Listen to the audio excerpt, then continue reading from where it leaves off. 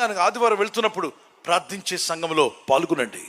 మీ సంఘ కాపరులు ఎంతో కష్టపడి సేవ చేసే సేవకులైతే గౌరవించండి. సంఘాలను వదిలిపెట్టి పారిపోకండి.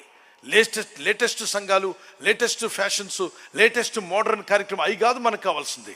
మనకు వాక్యము చెప్పే దైవ సేవకుడు, యథార్థముగా మనల్ని నడిపించే దైవ సేవకుడు, ఆత్మ నడిపింపగలిగిన దైవ సేవకులు మనకు కావాలి.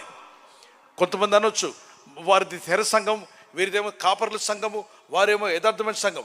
ఏ సంఘమైనా సంఘం పెట్టాలంటే అపోస్తలుడైన పౌలు ఆ ఊరిలో ఉండి, ఆ ఊరిలో తిరిగి అనేకులకు సువార్త చెప్పి అనేకులు రక్షించబడ్డాక అప్పుడు సంఘం కట్టాడు. సో ఏ సేవకుడైనా తెర సంఘమైనా అతను ఆ ఊరిలో ఉండాలి, ఆ ఊరిలో తిరగాలి, దేవుని సువార్త ప్రకటించాలి, కొన్ని సంవత్సరాలు చేయాలి. కనీసం 2 సంవత్సరాలు, 1 సంవత్సరం ఉండి సేవ చేసిన తర్వాత రక్షించబడిన వారికి నేను దూర ప్రాంతం వెళ్తున్నాను, ఇదిలో సిగిల్లో వాక్యం వస్తుంది వినండి అని చెప్పి వెళ్తే అతను నడిపించిన ఆత్మలు కాబట్టి అవి వింటాయి.